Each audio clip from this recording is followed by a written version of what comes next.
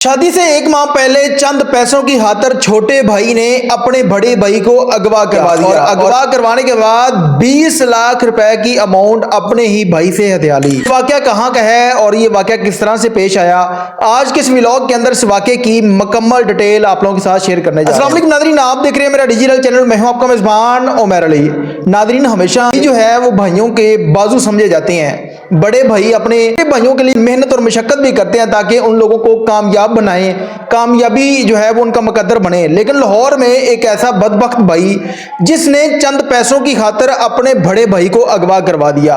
यह वाकया लाहौर के इलाका रेस कोर्स का है, जहां पर एक नईम नामी लड़का जो कि वकास का बड़ा भाई था।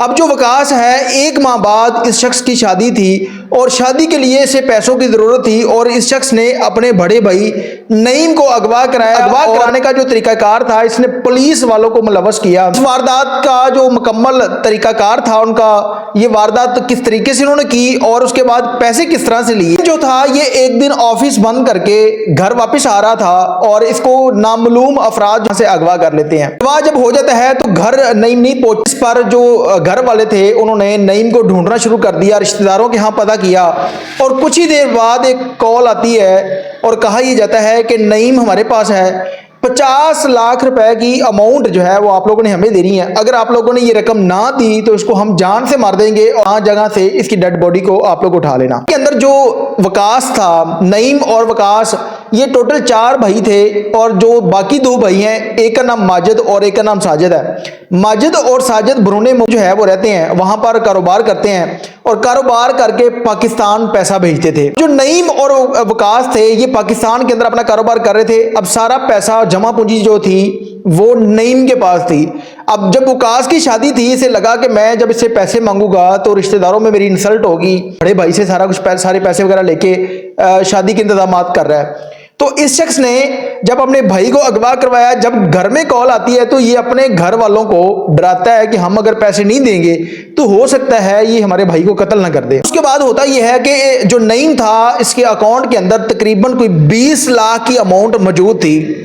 अब वहां से वो 20 लाख निकाले और 1 लाख रुपए जो नईम की बीवी थी उसके पास था। लोगों ने वो 21 लाख रुपए जमा किया और दोबारा उसी नंबर पे कॉल की और उनको बताया कि हमारे पास सिर्फ इतने पैसे हैं, अगर आप लोग लेना चाहते हैं तो ठीक है, वरना आप लोग जो मर्जी कर सकते हैं। अब होता यह है कि वो इनको कहते हैं कि आप लोगों ने फलां जगह पर इस रकम को फेंकना है और फेंकने के बाद वहां से वापस चले जाना है। अगर आप लोगों ने किसी किस्म की कोई कार्रवाई की, पुलिस को इतला दी, तो उसके बाद भी आपके भाई को कत्ल कर दिया जाएगा। अब जाहिर सी बात है, माँ बाप जो है वो उनको अपनी औलाद से बढ़ के कोई चीज नहीं होती। उन्होंने पैसे उस जगह पर रखे और उसके बाद नईम को वो लोग छोड़ देते हैं। नईम अपने घर वापस आ जाता है, रिश्तेदारों से मिलता है, बहन भाइयों से मिलता है। एक तरह का एक वाकया, जिस तरह के इंसान कोई मौत के मुंह से बच के वापस आता है, रिश्तेदार मिलने आते हैं, बहन भाई मिलते हैं और उसके बाद नईम को कहा जाता है कि आप कानूनी कार्रवाई करो, आप घर वापस आ गए हो, अब आपको किसी किस्म का कोई नुकसान नहीं है तो आप कानूनी कार्रवाई करो, पुलिस वालों को इतला दो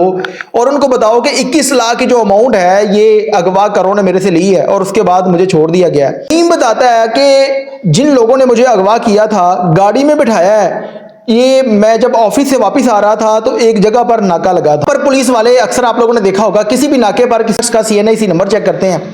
अगर उस शख्स के खिलाफ किसी किस्म का कोई मुकदमा दर्ज हो, FIR हो, तो पुलिस वाले वहां से इसको अरेस्ट कर लेते हैं। क्योंकि इसके पीछे प्लानर जो था वो उसका भाई था।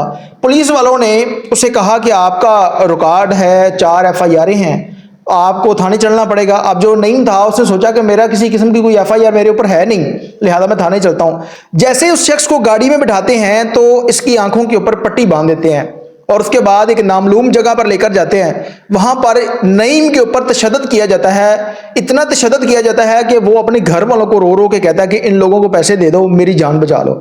जिस पर जो नईम था उसके भाई वकास ने उससे पहले अपने घर वालों को डरा धमका रखा था। लोग पैसे देते हैं और जब उसके बाद नईम से ये सारी वारदात पूछी जाती है, उसके बाद जो इनके 2 भाई कंट्री रहते थे वो भी पाकिस्तान वापस आते हैं और आकर आपस में मशवरा करते हैं कि हम कानूनी कार्रवाई करवाएंगे, हो सकता है अगर 20 लाख या 21 लाख लेके इन्होंने अब छोड़ दिया है तो कल को फिर ये अगवा कर सकते हैं।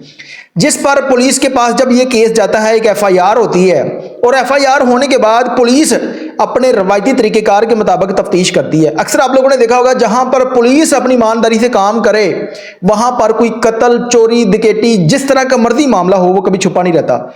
उसके बाद जब पुलिस ने एफआईआर की, उस नंबर की सीडीआर निकलवाई, उसके भाई की सीडीआर निकलवाई, सारा मुद्दा जो है वो सामने आ जाता है, जिस पर पता ये चलता है कि इसका छोटा भाई जिसके ऊपर नईम जो है वो एहसान कर रहा था, जिसके ऊपर उसको कारोबार करवा रहा था, उसके ऊपर खर्चे कर रहा था, वही भाई उठ के अगवा करवाता है और अगवा करवाने के बाद पैसों की खातर जो है वो तशद्दुद का निशाना भी बनाया जाता है। अब उसका जो छोटा भाई था उसके ऊपर भी एफआईआर हुई और उसके बाद जब इन्वेस्टिगेशन की गई तो वो असल पुलिस वाले थे। जिस तरह अक्सर आप लोगों ने देखा होगा कि तल्लक बेस पे अगर मैं हूं या कोई भी दोस्त है, कोई भी है, उसका किसी ना किसी पुलिस वाले से तल्लक है, कोई जानने वाला है, तो वो उसके साथ सारा प्लान करके उन पुलिस वालों ने वहां से उसको अगवा किया और अगवा करने के बाद 21 लाख की अमाउंट लेते हैं कि पुलिस जो है जो अपने पेटी भाइयों के ऊपर कोई एहसान करती है या उनके ऊपर कोई मुकदमा दर्ज करती है। इससे पहले भी आप लोगों ने बहुत सारे वाकयात सुने होंगे कि पुलिस जिस तरह चोर डकैती करते थे, वारदातें करते थे, गुंडागर्दी करते थे, अब कुछ पुलिस वाले भी यही काम करना शुरू हो गए हैं। मेरी पुलिस के अफसरान से गुजारिश है कि वो पुलिस वाले जिन्होंने इस शख्स का साथ दिया और इस शख्स को अगवा किया है, उन लोगों को कैफरे किरदार तक पहुंचाना चाहिए और नौकरी से मेरे ख्याल में उनको बिल्कुल फारग कर देना चाहिए, ताकि इन लोगों के साथ जब इस तरह का सलूक किया जाएगा तो बाकी जितने भी मुलाजमीन हैं और जो इस तरह के काम करने वाले लोग हैं उनको इन लोगों से सबक मिलेगा कि हम लोगों ने इस मुआशरे के अंदर किसी के साथ जुल्म नहीं करना। इसके साथ ही अपने मेजबान उमैर अली को इजाजत दीजिए और देखते रहिए मेरा डिजिटल चैनल। अल्लाह ने की बात।